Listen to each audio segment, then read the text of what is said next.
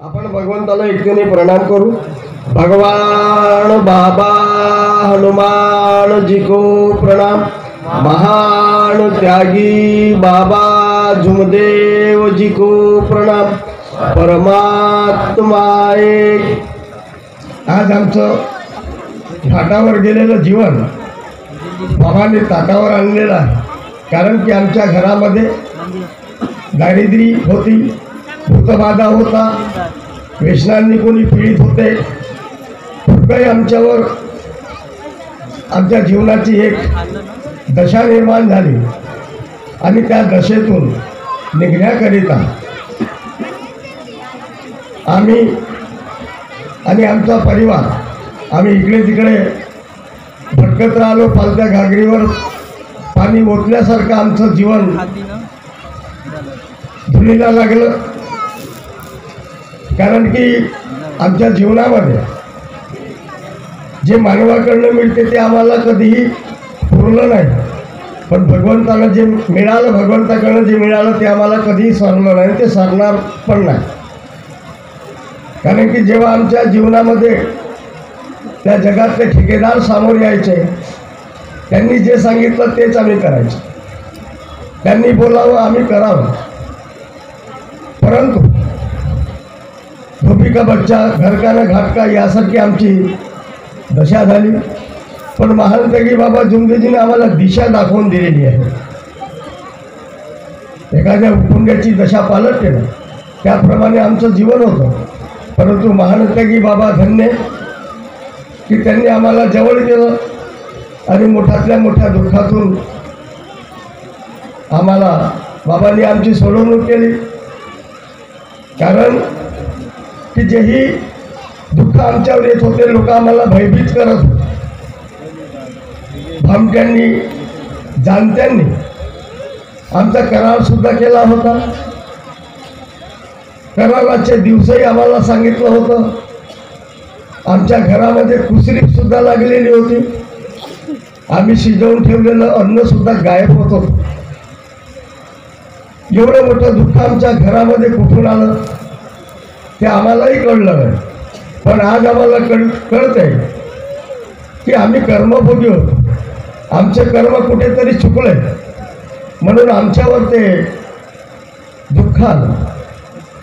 करार केला, दिवे लावले आमच्या घरी, लिंबू फेकले, कुसरी लागली, शिजवलेलं अन्न गायब झालं, पोळ्या गायब झाल्या, कपाटामध्ये ठेवलेले पैसे सुद्धा गायब झालेत। ही शक्ती कोणती आहे आणि त्याची ओळख आम्हाला केव्हा मिळाली? जेव्हा आम्ही बाबांच्या चरणी नतमस्तक झालो, तेव्हा आम्हाला कळलं की आमचे कर्म आमच्याच पाठीशी लागलेले आहेत। कारण की प्रत्येक मानव या धर्तीवर जन्म घेतो तर त्याचे मानवाचे कार्य पाहिजे, पण मानवाचे कार्य नसून दानवाचे कार्य आमच्या हातून झाले। लोभ आहे, माया आहे, मत्सर आहे, पण बाबांचा लोभ कोणताही नव्हता। बाबांचा स्वार्थ नकातल्या महिला एवढा बी नव्हता। कारण की बाबांचे कार्य आहे, प्रत्येक बाबांची जे निगा, बाबांचं जे लक्ष होतं हे सर्वपरी एक होतं। एका नजरेने बाबांनी सर्वांना बघितलेलं आहे, म्हणून बाबाचा कोणत्याही प्रकारचा स्वार्थ नव्हता। बाबांचा स्वार्थ खूप दूर होता। तो स्वार्थ बाबांना टच सुद्धा झालेला नाही, म्हणून बाबांच्या समोर जाताबरोबर बाबा ओळखून घ्यायचे।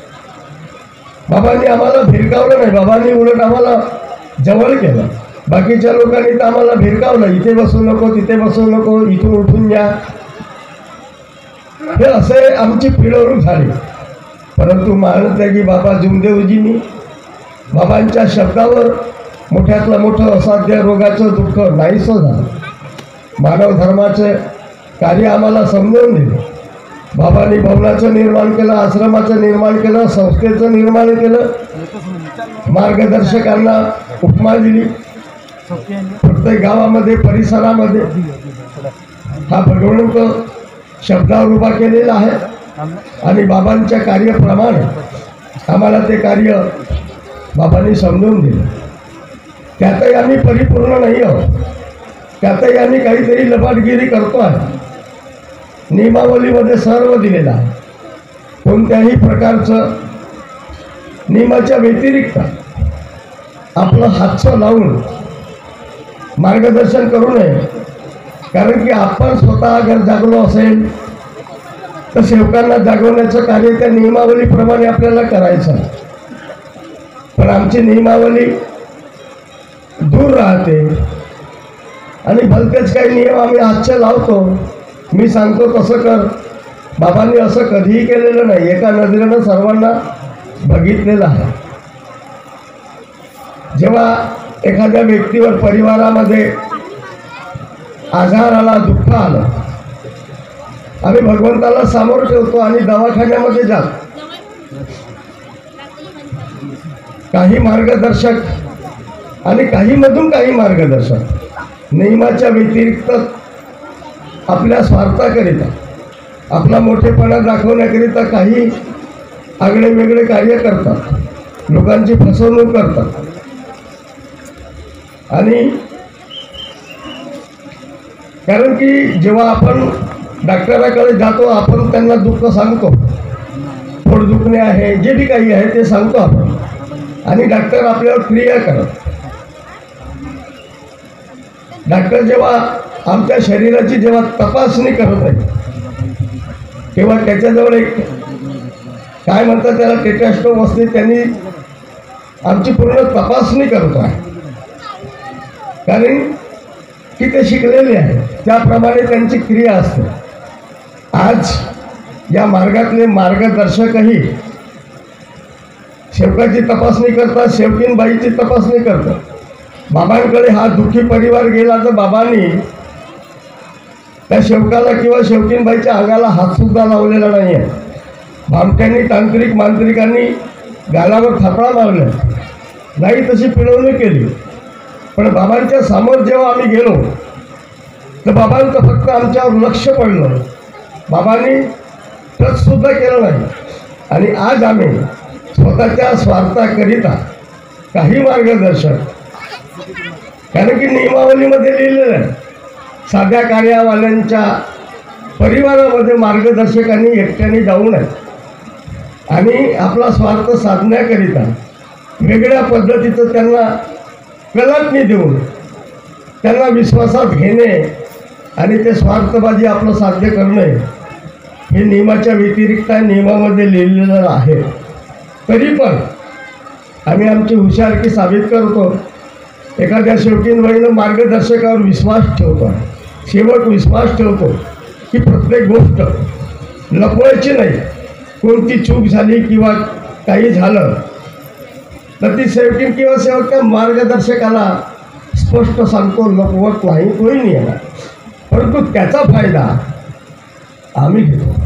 ज्याप्रमाणे डॉक्टर टेटास्कोपनं तपासणी करत आहे त्याप्रमाणे मार्गदर्शकही त्या सेवकीनबाईच्या शरीरावर अंगठ्याने तपासणी करते. असा अंगठा लावतो, तपासणी करतो. ही कार्य आज मार्गदर्शक करून आलेले आहेत. शेवकीन सांगतात, यांनी असं केलं, यांनी असं म्हणलं, यांनी तसं म्हणलं. आम्हाला सांगतात, आम्ही म्हणतो लेखी द्या. लेखी देत नाही, फक्त सांगायचं कामं करतात. लेखी द्यायला मागं पुढे करतात, मग सांगण्यात काही अर्थ नाही आहे. पण अशाही मार्गदर्शकापासून आपण दूर राहिलं पाहिजे. एक मार्गदर्शक दुसऱ्या सेवकाच्या घरी 8 दिवस राहतो, 15 दिवस राहतो, मी तुझं चांगलं करून देतो म्हणून त्यांना वेगळ्या पद्धतीने त्यांना फसलो फासलो करून 1 महिना त्यांच्या घरी राहतो. त्यांना कार्य देतो, त्यांच्याच घरी राहतो, त्यांच्याच घरी मुक्कामही करतो, त्यांच्याच घरी खातो मी, आणि त्यांना कार्य देतो आणि तिथून दुसऱ्यांना कार्य देतो. मग सांगा, तो खरोखर मार्गदर्शक आहे का? काय अशा मार्गदर्शकापासून आपण सावध राहिलं पाहिजे. बाबांनी आम्हाला सर्वोपरी सूचना दिलेल्या आहेत. बाबांनी एका नजरेनं बघितलं आहे. बाबांच्या समोर तुपाची वाटी आली होती, पण बाबांनी ते तुपाची वाटी वापस केली. कारण की अवघ्याला तो चौघ्याला, सगळ्यांना द्या, त्याबरोबर मला द्या. मी काय बोलून नाही, तुपाची वाटी बाबांनी वापस केली. दुसऱ्या कार्यक्रमामध्ये शिरा भात सेवकांना वाढण्यात आला आणि ताजा भात बाबांच्या पात्रावर आला. बाबांनी दोन्ही बाजूला बघितलं तर बाबांच्या ताटामध्ये जो भात होता तो एकदम ताजा होता, त्याच्यातून गरम वाफ निघाला. सेवकांना बोलवलं, हे काय? त्या सेवकांनी सांगितलं की नेमकं बाबा तुमच्यासाठी हे बनवलेलं आहे. बाबांनी वापस केलेला. आमच्या सोबत 1-2 कार्यक्रमामध्ये असंच झालं. आता भंडारा साईड म्हटलं म्हणजे हा परिसर भाताचा आहे. भात आणि वरण. आता आमचा हा परिसर जो आहे तो रोटी खाल्ल्याशिवाय आमचं पोट नाही भरत. पुंगली ठाकूर यांच्या परिसरामध्ये सेवक संमेलनाचा कार्यक्रम होता. त्यांनी इतर सेवकांकरिता वरण आणि भात, आणि त्यांना वाटलं की मंडळाचे लोक आहेत तर यांना सेपरेट पोळ्या बनवायच्या. एका डवळीमध्ये सेपरेट पोळ्या त्यांनी बनवल्या.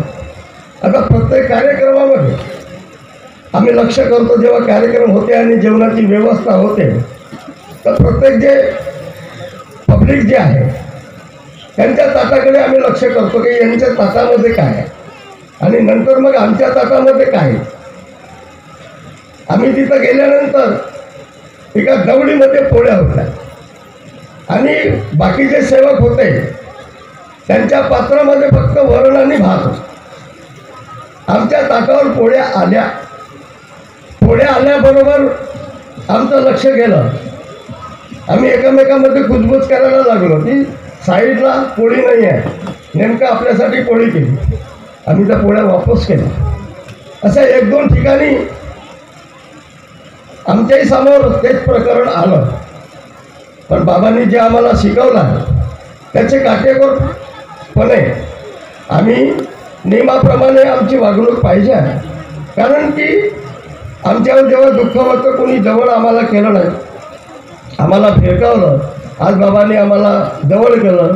मोठ्यातलं मोठं जे दुःख आहे एका शब्दावर बाबांनी दूर केलेलं आहे आणि त्याची जाण ठेवून आज आम्हाला या मानव धर्माचे आपल्याकडं थोडंसं का होईना माझ्यामध्ये ती ताकद आहे हे आम्हाला समजलं पाहिजे. आपण ते करू शकतो.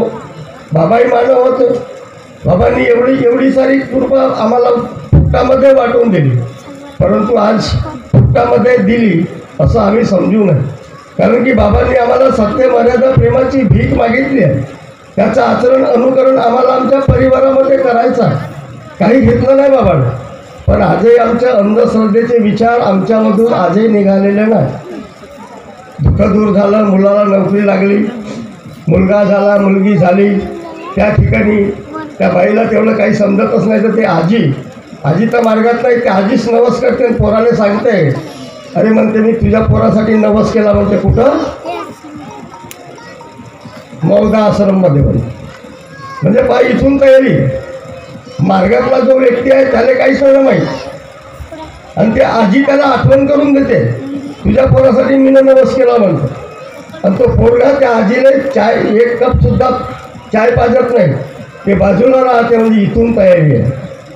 पण तू शेवटीने सुद्धा आज नवसाच्या मागे जास्त लागलेले आहेत. मला बाबा दिसला, मला बाबानं सांगितलं, ते असंच झालं, ते तसंच झालं. मुलगा पास झाला, नोकरी लागली, मीनं कबूल केलं होतं. काय कबूल केलं होतं? अरे जेव्हा मार्गामध्ये आलो तेव्हा सर्व विसर्जन करून टाकलं आणि त्याच गोष्टी पुन्हा आम्ही सामोर येतो. फॅशन आणि फॅशन जेव्हा मार्गामध्ये येतो एका झटक्यामध्ये सारं म्हणता बरोबर मार्गदर्शकांनी म्हणता बरोबर आपण विसर्जन करून टाकलं आणि हळूहळू पुन्हा आपण समोर आणलेलं. हातात खडे येऊन राहिले, मुलीच्या पायाला काळे धगे येऊन राहिले, कानामध्ये बाऱ्या बिऱ्या शेवकाचे पोरं टाकून राहिले. काय कुठं चाललो आम्ही? कुठं चाललो? ह्या मोठमोठ्या गाड्या. काल एक सेवकाला 92मध्ये मार्गात आलो म्हणे, 92मध्ये मार्गात आलो म्हणे. त्याच्या डोक्यावर एवढी मोठी चुटी होती, चुटी केसाची. गेलो मी जवळ, आश्रममध्ये आला होता तो. साहेब म्हणलं तुम्ही कुठचे आहे? अमुक गावचा आलो म्हणे. किती वर्ष झाले? 92मध्ये मार्गात आलो म्हणे. झटक्यानं सांगते मात्र 92मध्ये एवढे वर्ष झाले, शिकलं काहीच नाही, चुटी मस्त लांबून राहिली इकडे. म्हणजे कोणा सांगितलं? हे आजीची परंपरा होय का म्हणलं तुमच्यावाला? आजीने केलं तर नातवानं केलं, असंच ना. लिंबाच्या झाडाखाली माई आधी चिंध्या बांधत होती तर मग त्याची नाती नाही बांधायला लागली. हे परंपरा, अंधश्रद्धेचे विचार. तो का म्हणे माई आई मरण पावली तेव्हापासून मी चुटी वाढवली म्हणे. तू मार्गातच नाही म्हणलं. तुम्ही म्हणलं मार्गातच नाही, फक्त सांगता म्हणलं. साहेब म्हणलं सोपटे का म्हणलं तुम्हाला, काय एवढी मोठी चुटी वाढवली, काढून घेईन साहेब म्हणून. म्हणून वेशन फॅशन अंधश्रद्धेचे विचार आजही आमच्या मनामधून निघालेले नाही आहे. म्हणून बाबांनी जे आम्हाला सांगितलं त्याप्रमाणे वागण्याचा प्रयत्न करा. आणि जास्त विशेष न बोलता मी सुद्धा याच ठिकाणी आपल्या शब्दाला विराम देतो. धन्यवाद, नमस्कार.